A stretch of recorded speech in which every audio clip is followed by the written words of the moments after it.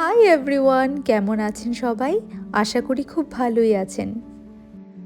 আজ আমরা যাচ্ছি দিল্লির এক ঐতিহাসিক স্থানে, যার ইট পাথরের প্রতিটি ভাঁজে লুকিয়ে আছে বহু যুগের ইতিহাস, কুতুব মিনার।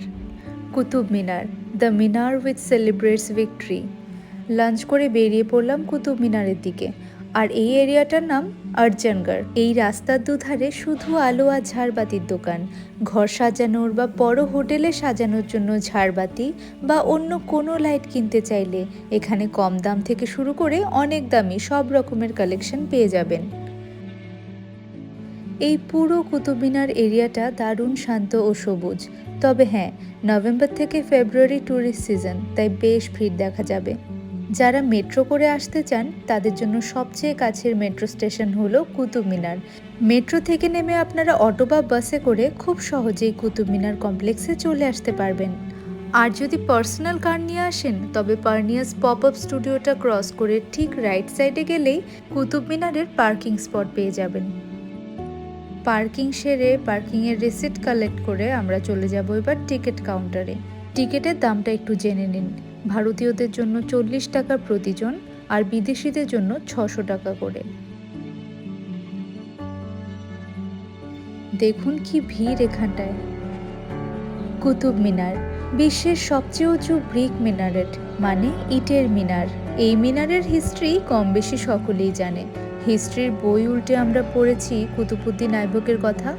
মিনার বানানো কুতুবউদ্দিন আইবক শুরু করলেও ইলতুমিশ ও ফিরোজ শাহ তুগলক শেষ করেন এই মিনার। কুতুব মিনারের কাছে দাঁড়ালে দেখবেন একটু পরপর ফ্লাইট ক্রস করে। আসলে যখন প্লেনগুলি দিল্লি এয়ারপোর্টে ল্যান্ড করে তখন তাদের একটা নির্দিষ্ট অ্যাঙ্গেল ধরে নামতে হয়। প্লেনের এই নামার পথটি কুতুব মিনারের ঠিক ওপর দিয়ে গিয়েছে। যেহেতু দিল্লি এয়ারপোর্ট খুব ব্যস্ত, তাই বিশেষ করে ব্যস্ত সময়ে প্রতি 1-2 মিনিট অন্তর অন্তর প্লেন দেখতে পাবেন। মিনারের এই প্রকাণ্ড বেসের দিকে তাকালে আপনি একটা জিনিস লক্ষ্য করবেন। প্রথম 3 তলার কারুকার্য আর ওপরের 2টি তলার কারুকার্য কিন্তু এক নয়। নিচের অংশটি তৈরি লাল বেলে পাথর দিয়ে গোল গোল আর কোণ আকারের খাঁজ ডিজাইন করা। পরবর্তীকালে ফিরোজ শাহ তুগলক ওপরের 2টি তালা লাল বেলে পাথর এবং সাদা মার্বেল পাথর দিয়ে বানান। আরেকটা ইন্টারেস্টিং ফ্যাক্ট বলি, কুতুব শব্দের মানে হলো বিজয়। এই কুতুব মিনার ইন্ডিয়াতে মুসলিম শাসনকে সিগনিফাই করে, মানে সোজা কথায় মুসলিম শাসনের শুরু। যুদ্ধে মোহাম্মদ ঘুরি পৃথ্বীরাজ চৌহানকে হারানোর পর নর্থ ইন্ডিয়াতে রাজপুত শাসনের শেষ ও মুসলিম শাসনের শুরু হয়। কুতুব মিনারের ভেতর ঠিক মিনারের পাশেই রয়েছে কুয়াত-উল ইসলাম মসজিদটি, যদিও সেটি বর্তমানে সম্পূর্ণ অক্ষত অবস্থায় নেই।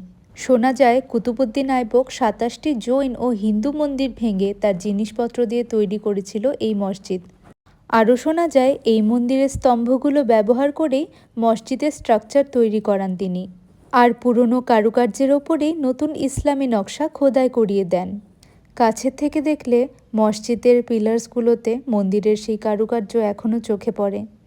এই সব শুনেই মনে থেকে যায় এই ভারতে অনেক শাসক এবং অনেক ধর্ম এসেছে আর চলেও গেছে, আর দেশটাই আমাদের আসল পরিচয়। দিনের আলোয় যেমন কুতুব মিনার সুন্দর, রাতের বেলায় আরও অ্যাট্রাকটিভ। সন্ধে হয়ে গেছে, আমরা এখন বাড়ি ফিরবো।